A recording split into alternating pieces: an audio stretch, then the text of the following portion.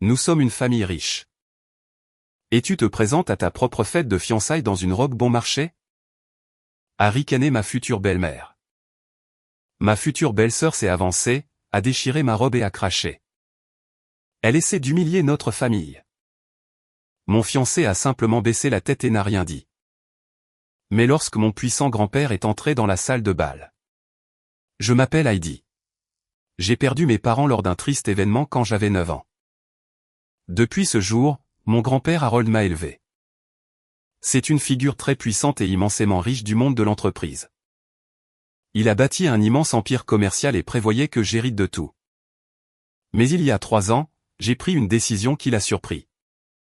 J'ai refusé d'entrer dans une vie de privilège sans comprendre comment le monde réel fonctionne. Je voulais déménager à Sacramento pour louer un appartement bon marché et occuper un emploi ordinaire. Je devais apprendre la vraie valeur du travail et de l'argent avant de prendre la relève de son héritage. Je lui ai promis de ne pas utiliser notre nom de famille ou notre fortune pour résoudre les problèmes. Mon grand-père a respecté mon indépendance. Il a accepté ma demande inhabituelle et a complètement caché ma véritable identité. J'ai laissé ma vie luxueuse derrière moi et suis devenu une simple employée. Je croyais sincèrement que vivre une vie humble me protégerait des personnes superficielles et avides. Je ne m'attendais pas à ce que mon choix me conduise tout droit à la nuit la plus humiliante de ma vie. Ma vie indépendante à Sacramento a commencé avec un studio exigu et un emploi de réceptionniste d'hôtel. Je conduisais une vieille Honda Civic au moteur cliquetant et je travaillais selon des horaires rotatifs exténuants dans un hôtel animé du centre-ville. Pour la première fois de ma vie, je devais établir un budget pour les courses, calculer le loyer et compter mes pourboires pour payer l'essence. C'était physiquement épuisant, mais incroyablement libérateur. J'adorais l'anonymat complet. Personne ne me regardait en voyant la petite fille d'un milliardaire. Il voyait juste une fille travailleuse qui essayait de joindre les deux bouts. C'est exactement comme ça que j'ai rencontré mon fiancé, Sullivan. Il était ingénieur logiciel et participait à un grand événement professionnel de la tech organisé dans la salle de banquet principale de notre hôtel. Alors que les autres invités étaient bruyants, exigeants et suffisants. Sullivan se démarquait complètement. Il était poli, parlait doucement et possédait une douceur remarquable. Lors d'une soirée particulièrement chaotique, un client VIP frustré m'a crié dessus à cause d'une erreur de réservation. Sullivan est intervenu discrètement, m'a tendu une tasse de café et m'a offert un sourire rassurant jusqu'à ce que l'homme en colère s'éloigne. Nous avons commencé à parler pendant ma pause. Et il m'a demandé mon numéro avant la fin de la soirée. Notre relation s'est rapidement épanouie. Sullivan était l'exact opposé des hommes arrogants et impitoyables que j'avais côtoyés dans les cercles d'affaires élitistes de mon grand-père. Il ne se vantait jamais de son salaire. Il écoutait attentivement quand je parlais, se souvenait de mes plats à emporter préférés et s'assurait toujours que je rentre en toute sécurité après mes services de fin de soirée. Je croyais sincèrement avoir trouvé un havre de paix.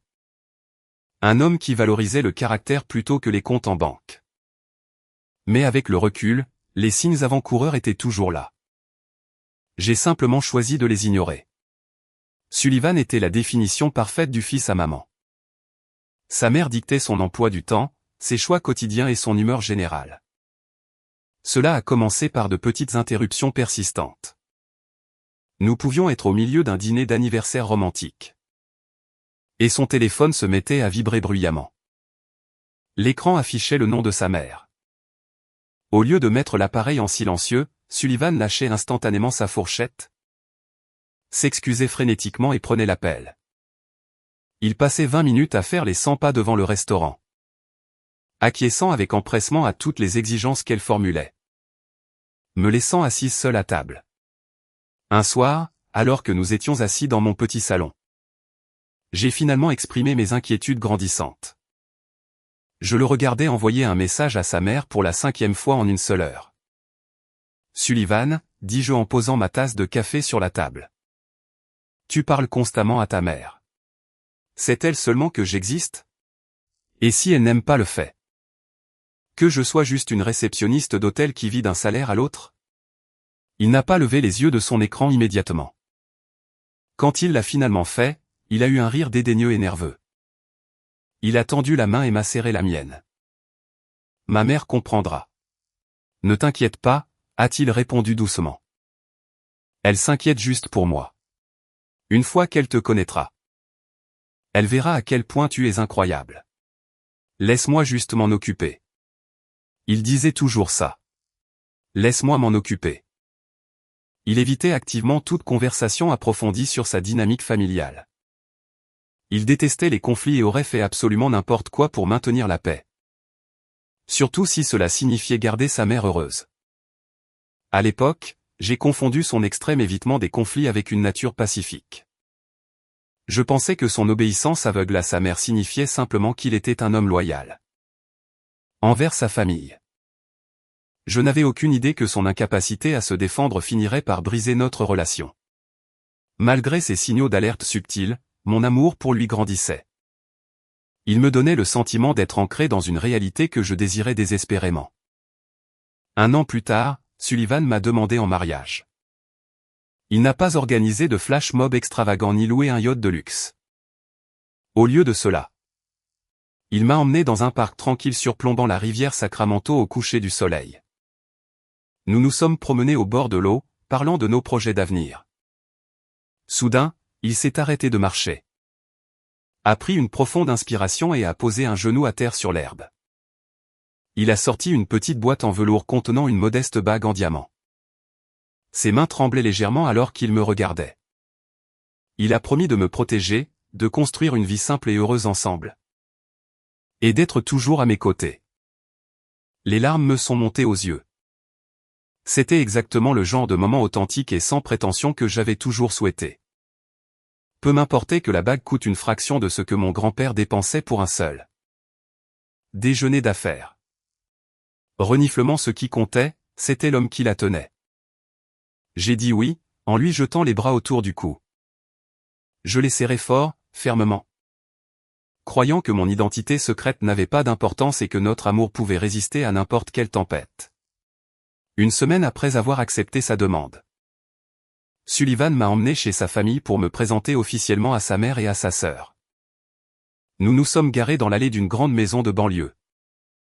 La propriété arborait un aménagement paysager tapa accent graveleuil et des colonnes surdimensionnées qui semblaient vouloir désespérément attirer l'attention. Sullivan a déverrouillé la porte d'entrée et m'a conduite dans un salon décoré de manière agressive, avec des touches dorées et de faux lustres en cristal.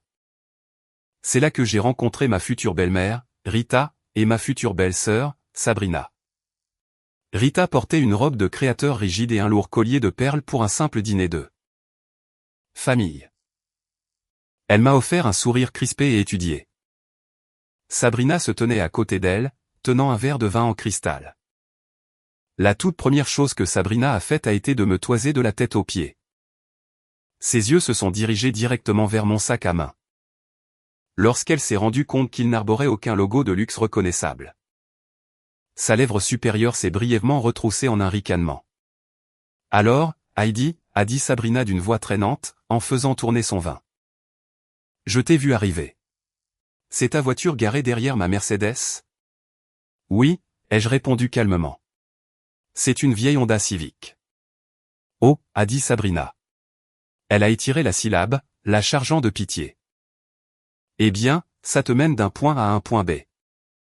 Je suppose. Je ne pourrai jamais supporter l'entretien de ces véhicules d'époque. Sullivan a gloussé nerveusement et m'a guidé vers la salle à manger. Rita avait préparé un repas élaboré avec des couverts en argent poli et des serviettes en tissu plié. Pendant les 20 premières minutes du repas, Rita a joué le rôle d'une gracieuse hôtesse de la haute société. Elle s'est longuement vantée de ses adhésions à des country clubs, de ses galas de charité et de l'entreprise de médias prétendument florissante de Sabrina. Je suis resté assise tranquillement, mangeant ma nourriture et hochant poliment la tête. Puis Rita a tourné son regard perçant entièrement sur moi. Sullivan a mentionné que tu travailles au centre-ville, Heidi? A dit Rita en croisant les mains sur la table. Dans quel cabinet d'entreprise es-tu? Es-tu dans le marketing financier? J'ai posé ma fourchette et les regardé dans les yeux. En fait, je travaille comme réceptionniste d'hôtel. Le cliquetis découvert a brusquement cessé. Sabrina s'est figée, son verre de vin à mi-chemin de sa bouche. L'atmosphère chaleureuse et accueillante s'est instantanément évanouie, remplacée par un froid suffocant. Rita me fixait comme si je venais d'annoncer une maladie contagieuse. Son sourire de bienvenue étudié s'est complètement dissous. Une réceptionniste, a répété Rita sèchement. Le mot semblait être un poison dans sa bouche. Oui, ai-je dit. Je m'occupe des relations avec les clients et des opérations de la réception. Rita s'est penchée en arrière sur sa chaise et a poussé un lourd soupir théâtral. Elle a regardé Sullivan, puis de nouveau moi, ses yeux complètement dépourvus de chaleur. Mon fils est un ingénieur logiciel senior, a déclaré Rita. Sa voix prenant un ton froid et moqueur. Il a une carrière très prometteuse et un cercle social d'élite. Il a besoin d'une épouse du même calibre pour soutenir sa croissance. Quelqu'un qui comprend les exigences de son style de vie. Elle a fait une pause, laissant le silence s'étirer pour s'assurer que ses prochains mots frapperaient aussi fort que possible. Je n'ai rien contre le travail honnête, Heidi, mais une réceptionniste d'hôtel, c'est... Eh bien, le fossé est un peu trop grand. Comment comptes-tu te tenir à ses côtés lors des événements de l'industrie? Que penseront ses collègues? Mon cœur battait contre mes côtes. Le manque de respect était stupéfiant. J'ai tourné la tête pour regarder Sullivan. Raclement de gorge, c'était sa maison. C'était sa mère qui insultait la femme qu'il venait de demander en mariage. J'ai attendu qu'il prenne la parole. J'ai attendu qu'il défende mon honneur. Qu'il dise à sa mère que mon travail ne définissait pas ma valeur. Ou au moins qu'il lui demande de faire preuve d'un minimum de savoir-vivre. Sullivan n'a absolument rien fait. Il fixait son assiette. Une profonde rougeur lui est montée au cou. Au lieu de confronter Rita, il a laissé échapper un rire faible et gêné. Alors, Sabrina, a balbutié frénétiquement Sullivan en changeant de sujet. Comment se passe la nouvelle campagne de marketing pour ton entreprise? Sabrina m'a souri avec suffisance avant de se tourner pour répondre à son frère. Et voilà, j'étais congédié. La conversation s'est entièrement portée sur les projets professionnels de Sabrina.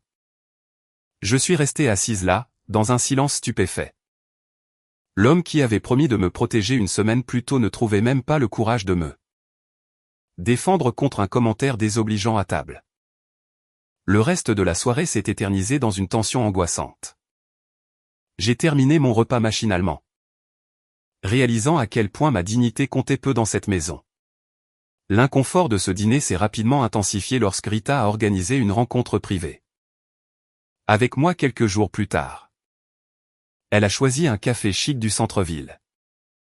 Quand je suis arrivé, elle était déjà assise, sirotant un expresso avec un épais dossier manille posé sur la table. Elle reniflement ne s'est pas embarrassée de politesse. Dès que je me suis assise, elle a fait glisser le dossier sur la surface en marbre. Lis-le, a ordonné Rita sèchement.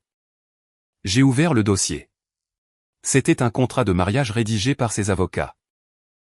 J'ai parcouru les pages, et le jargon juridique était incroyablement froid et calculé. Il décrivait une séparation complète des biens. En cas de divorce, je renoncerai à tous mes droits à une pension alimentaire ou à une prestation compensatoire. Je serai seul responsable de mes propres dettes et je n'aurai absolument aucun droit sur la richesse que Sullivan acquérait pendant notre mariage. C'était un document blindé, délibérément conçu pour garantir que je reparte avec absolument rien. J'ai ressenti une vive pointe d'insulte, mais j'ai gardé mon sang-froid. J'ai refermé le dossier et l'ai légèrement repoussé.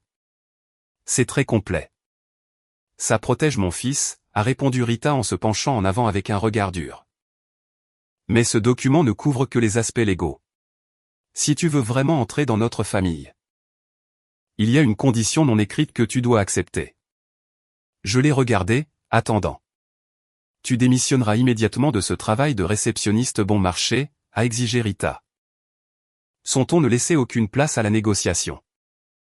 Avoir ma belle-fille qui occupe un emploi de service au salaire minimum est une honte totale pour notre statut social. tu resteras à la maison. Tu géreras le foyer et tu te concentreras entièrement sur le soutien de la carrière de Sullivan. Tu ne nous embarrasseras pas en portant des bagages ou en répondant au téléphone pour des étrangers.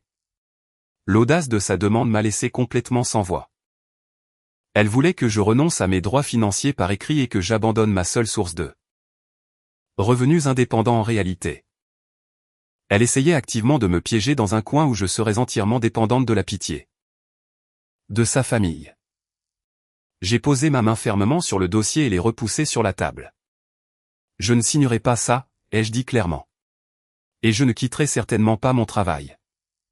Les yeux de Rita se sont rétrécis en fentes acérées. Pardon ?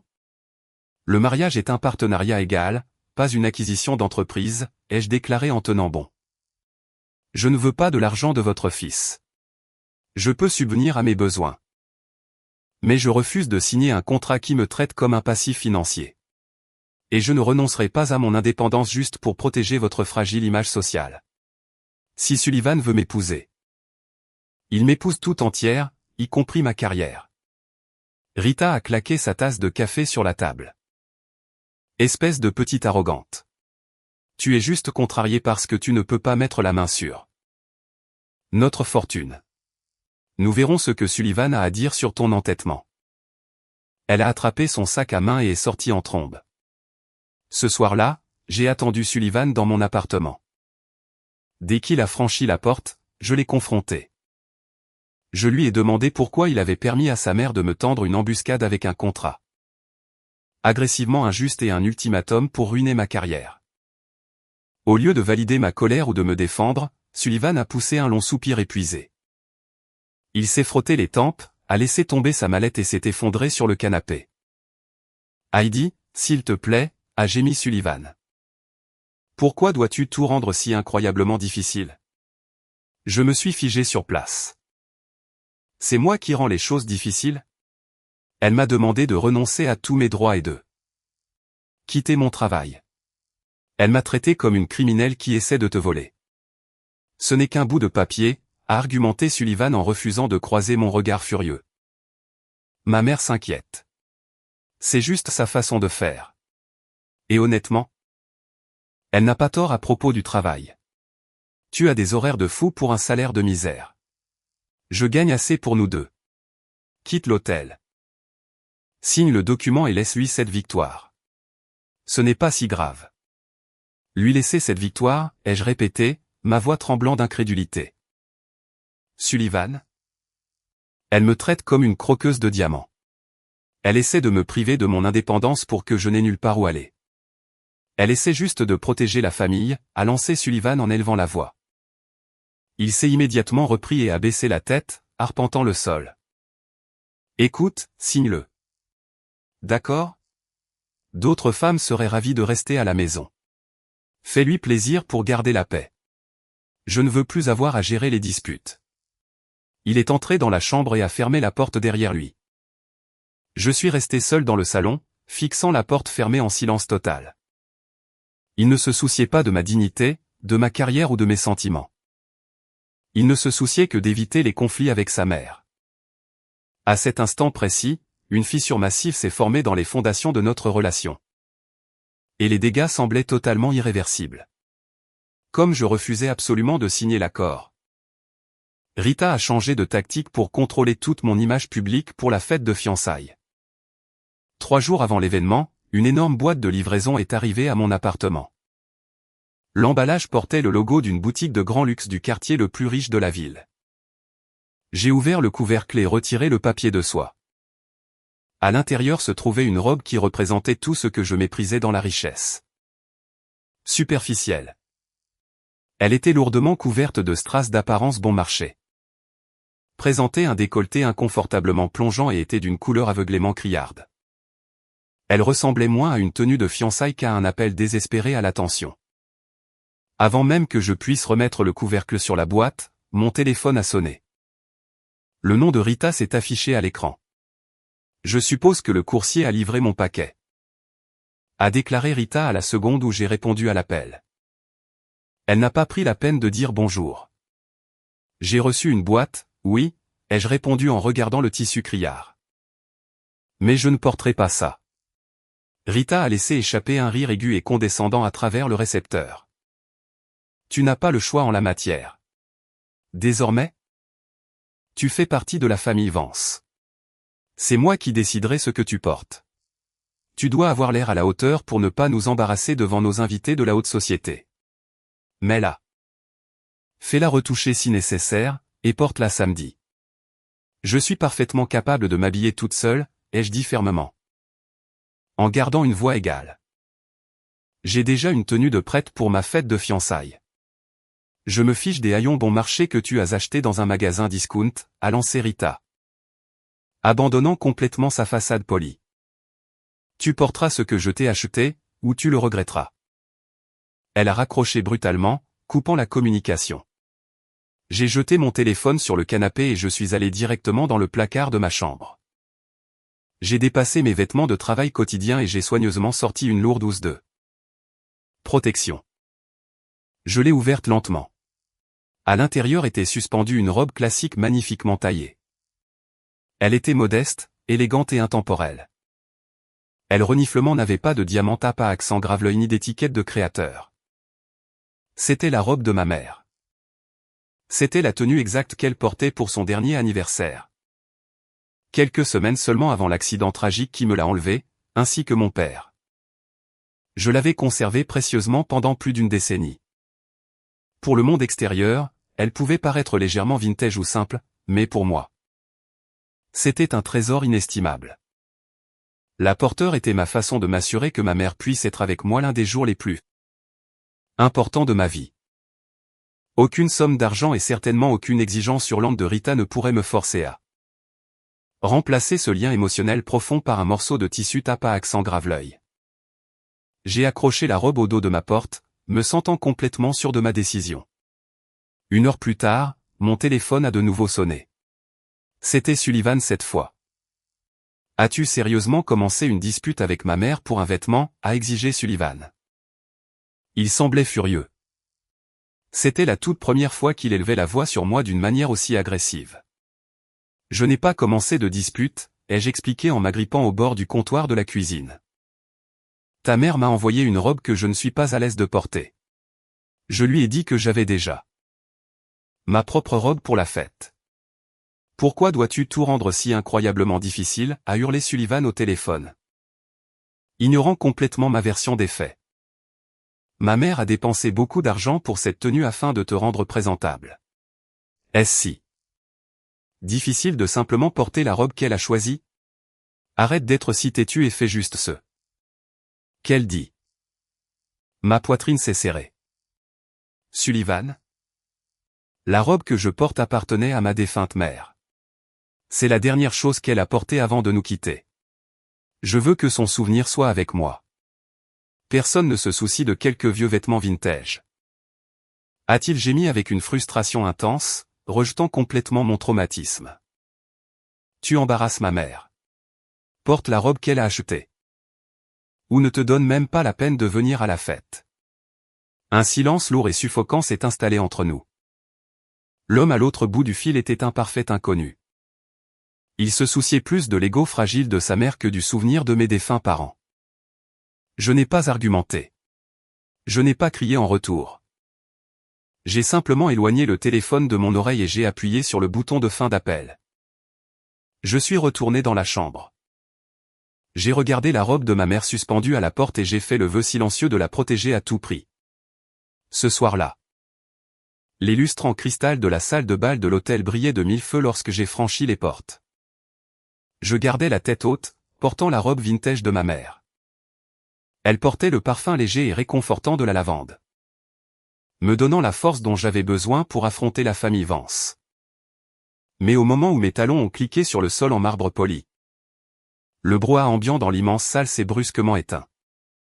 Des centaines d'yeux se sont fixés sur moi.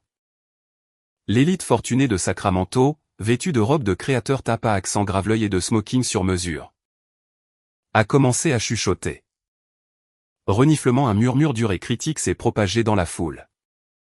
Certains invités ont ouvertement sorti leur smartphone, pointant leurs appareils photo directement sur moi, leur visage tordu d'amusement. J'ai entendu des rires moqueurs épars. Des halètements cruels et le son distinct des obturateurs d'appareils photo se déclenchant en succession rapide. Ils enregistraient mon entrée comme si j'étais une sorte de spectacle de cirque pathétique. Avant même que je puisse assimiler cet environnement hostile. Rita s'effrayait un chemin de manière agressive jusqu'à l'avant de la foule. Son visage était tordu de rage absolue. Abandonnant complètement sa grâce habituelle de la haute société. Elle ne se souciait pas de baisser la voix ou de maintenir une façade polie. Elle voulait un public. Qu'est-ce que cela signifie, a hurlé Rita, sa voix stridente résonnant contre les hauts plafonds. Je t'ai explicitement dit quoi porter ce soir. Nous sommes une famille riche. Et tu te présentes à ta propre fête de fiançailles dans une robe bon marché. Je suis resté sur mes positions, serrant mon petit sac à main, refusant de la laisser m'intimider. Rita, c'est la robe de ma mère. Elle représente tout pour moi. Je ne changerai pas. Elle appartient à une benne à ordures. A craché Rita en faisant de grands gestes vers la foule d'invités qui enregistraient. Regarde-toi. Tu ressembles à une moins que rien qui s'est trompée de bâtiment. Tu essaies intentionnellement de nous ridiculiser devant nos partenaires commerciaux les plus importants. J'ai dépensé des milliers de dollars pour te rendre présentable. Et tu te présentes dans ce chiffon dégoûtant et démodé juste pour me défier. Les chuchotements autour de nous se sont intensifiés, nourrissant l'ego toxique de Rita. Puis Sabrina est sortie de l'ombre, tenant une coupe de champagne. Ses yeux brillaient d'une pure malveillance. Elle essaie d'humilier notre famille, a crié Sabrina. S'assurant que chaque invité au fond de la salle l'entende clairement. Elle veut que tout le monde pense que nous ne prenons pas soin d'elle. C'est juste une pathétique croqueuse de diamants qui fait une crise. Sabrina a comblé la distance entre nous en 2 enjambées rapides et agressives. Elle ne s'est pas contentée de crier. Elle s'est jetée physiquement sur moi. Elle a tendu la main et a violemment attrapé le tissu de mon épaule droite. Enlève-la, a sifflé Sabrina en tirant le tissu de toutes ses forces. Arrêtez, ai-je haleté en essayant de me dégager de son emprise, mais Sabrina a tiré plus fort. Un bruit de déchirement écœurant a résonné brusquement dans la salle de bal silencieuse. La dentelle délicate de mon épaule droite. La pièce exacte que ma mère avait soigneusement cousue à la main quelques jours seulement avant sa mort. C'est complètement déchiré. Le tissu a cédé entièrement, laissant mon épaule nue exposée à l'air froid. Et le précieux héritage familial ruiné à jamais et irréparable. Un halètement collectif a éclaté dans la foule. Les flashs des appareils photo ont crépité aveuglément alors que les gens enregistraient. L'agression. La brutalité de cet acte non provoqué m'a laissé momentanément paralysé par le choc. J'ai frénétiquement plaqué ma main sur mon épaule déchirée. Essayant désespérément de maintenir ensemble les morceaux déchiquetés du souvenir de ma mère. Ma poitrine se soulevait. Des larmes brûlantes d'humiliation absolue et de dévastation menaçaient de couler. Mais je me suis mordu l'intérieur de la joue et j'ai refusé de les laisser tomber. J'ai tourné la tête, cherchant désespérément dans la foule l'homme qui avait promis de me protéger. J'ai trouvé Sullivan debout à quelques mètres de là. Il a tout vu. Il a entendu sa mère me crier dessus. Il a vu sa sœur déchirer violemment mes vêtements. C'était le moment décisif. C'était la seconde exacte où un vrai homme interviendrait. Protégerait sa fiancée et exigerait le respect. Au lieu de cela, Sullivan a regardé ma robe déchirée, puis sa mère enragée. Il a dégluti difficilement, son visage devenant complètement pâle. Lorsque mes yeux suppliants se sont posés sur les siens, il a paniqué. Il a immédiatement détourné le regard, fixant intensément le sol. Puis il a fait un pas en arrière très délibéré et lâche, se fondant dans l'ombre de la foule. Il m'a complètement abandonné au loup sans dire un seul mot. Il a choisi l'approbation toxique de sa mère plutôt que ma dignité humaine la plus élémentaire. À ce moment angoissant, toutes les illusions que j'avais sur lui se sont complètement brisées. Il n'était pas un gentleman aimable. C'était un lâche sans colonne vertébrale. La foule s'est resserrée. Rita a ouvert la bouche pour lancer une autre insulte vicieuse. Ayant clairement l'intention d'achever de briser mon esprit sur le champ. Soudain, un fracas assourdissant a retenti dans la salle. Les immenses portes en chaîne massive de la salle de bal se sont ouvertes avec une force terrifiante. Le bruit lourd et rythmé des chaussures en cuir frappant le sol en marbre poli a immédiatement figé tous les regards dans la salle de bal. Le silence oppressant fut instantané. Mon grand-père Harold a franchi la grande arche. 2 gardes du corps massif en costumes sombres impeccables le flanquaient, balayant la pièce d'un regard froid et précis. L'autorité pure qui émanait de lui a forcé la foule murmurante à s'écarter comme la mer Rouge. Les invités qui avaient enregistré mon humiliation ont rapidement baissé leur téléphone, sentant instinctivement le changement dangereux dans l'atmosphère. Harold n'a pas annoncé sa présence. Il ne s'est pas adressé à l'élite chuchotante. Son regard perçant s'est fixé directement sur moi. Il a vu ma robe déchirée. Il a vu l'épaule exposée où se trouvait autrefois la dentelle faite à la main de ma mère. Sa mâchoire s'est crispée en une ligne rigide. Il est passé directement devant Rita et Sabrina, ignorant complètement leur existence. Quand il m'a rejointe, il s'est arrêté. Sans un seul mot, il a déboutonné la veste de son costume sur mesure. Il l'a enlevée et l'a délicatement drapée sur mes épaules, couvrant soigneusement le tissu abîmé. Le lourd tissu m'a instantanément protégé des regards insistants de la foule. Sa main chaude et ferme a serré mes bras, me promettant silencieusement que le cauchemar était terminé. Puis Harold s'est lentement tourné pour faire face à la famille Vance. Ses yeux étaient sombres et mortels. « Qui a osé faire ça ?» a-t-il rugi. Le son retentissant de sa voix a fait trembler les verres en cristal sur les tables voisines. Rita a cligné des yeux, son visage se contorsionnant de pure confusion. Sabrina a reculé nerveusement, le sourire arrogant complètement effacé de son visage.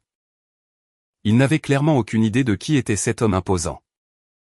Rita, essayant désespérément de sauver son autorité brisée devant ses amis de la haute société, a bombé le torse. « Excusez-moi », a lancé Rita, bien que sa voix ait vacillé. Reniflement, la sécurité aurait dû vous arrêter à la porte. C'est une fête de fiançailles privée pour la famille Vance. Pour qui vous prenez-vous? À débarquer ici et à nous crier dessus?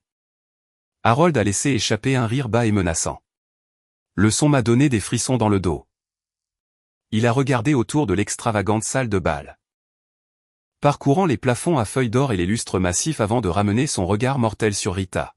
« Votre fête privée », a répété Harold, son ton tombant dans un murmure dangereux. « Vous êtes dans mon bâtiment. Vous buvez mon champagne. Vous occupez une propriété qui appartient entièrement à ma société. Et vous venez de poser vos sales mains sur ma petite fille. » Le silence dans la pièce est devenu épais et suffocant. La bouche de Rita s'est ouverte et fermée comme un poisson hors de l'eau. Les mains de Sabrina se sont mises à trembler violemment. Harold s'est avancé, réduisant la distance entre lui et Rita. Il a projeté sa voix pour que chaque personne dans l'immense salle puisse entendre la vérité. Indéniable. « Je m'appelle Harold », a-t-il déclaré avec une puissance absolue. « Je suis le fondateur et le président de l'empire de l'hôtellerie de luxe qui possède cet hôtel exact ainsi que 50 autres à travers le pays. Vous avez regardé ma petite fille et vous avez vu une cible.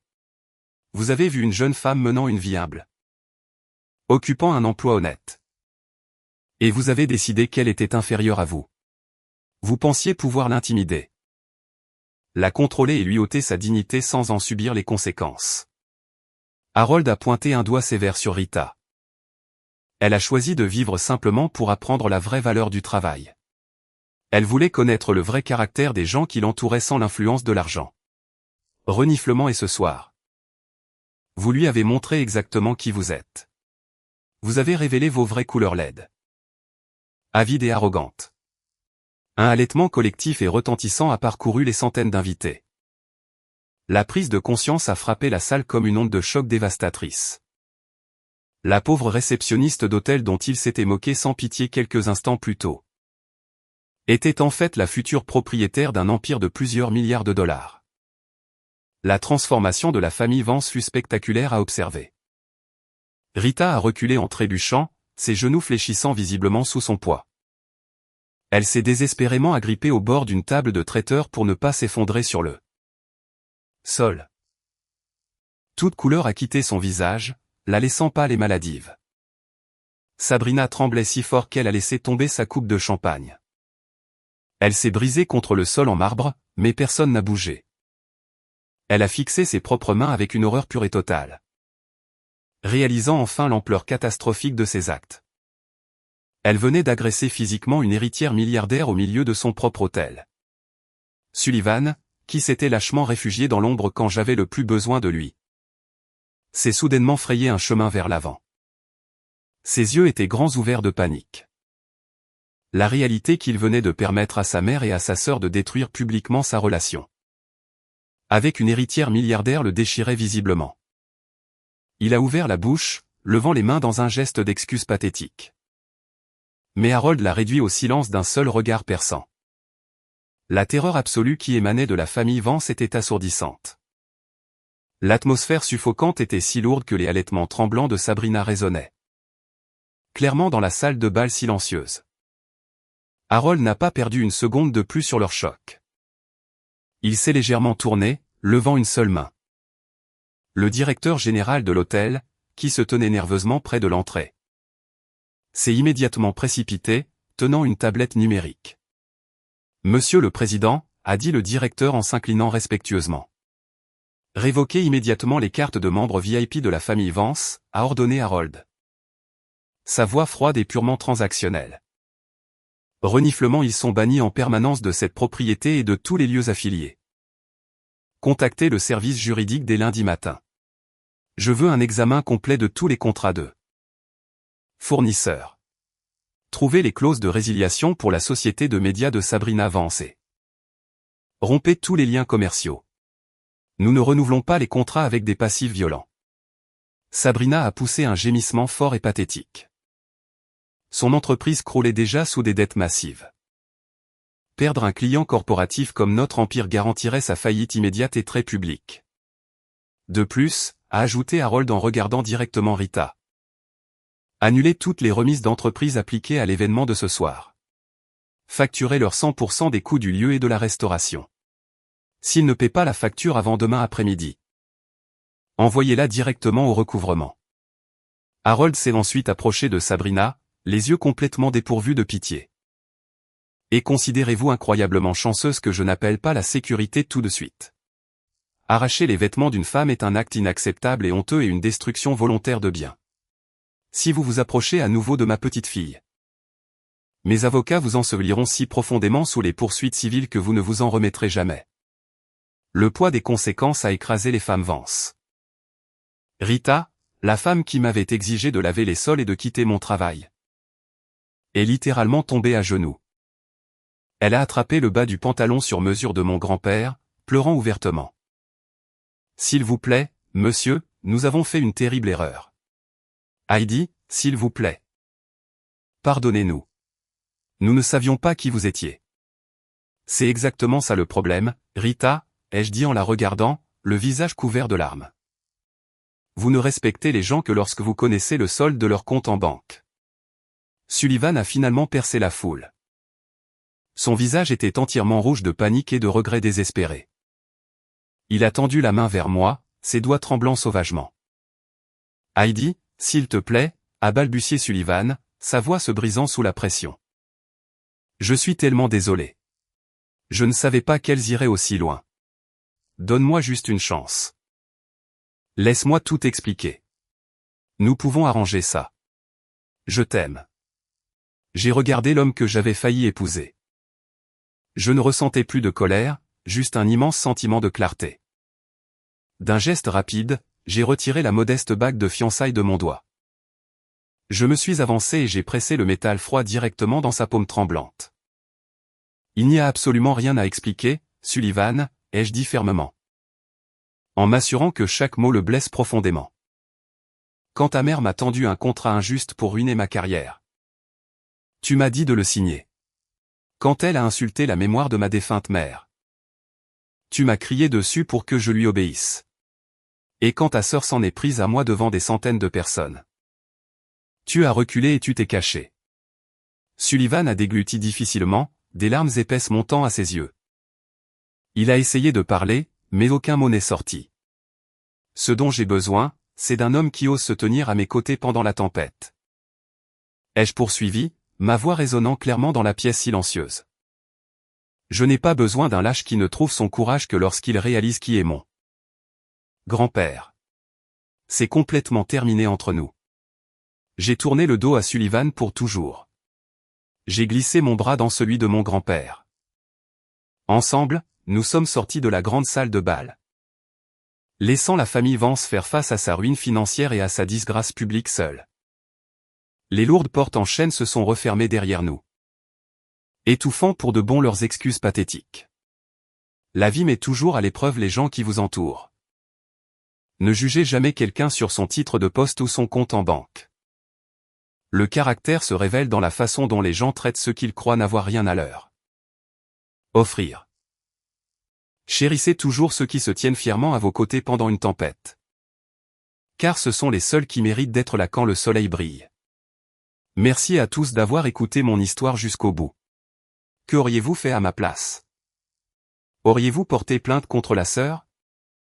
Faites-moi part de vos réflexions dans les commentaires ci-dessous et je vous retrouverai dans la prochaine vidéo. Cette histoire est entièrement fictive et destinée uniquement à des fins de divertissement et d'éducation.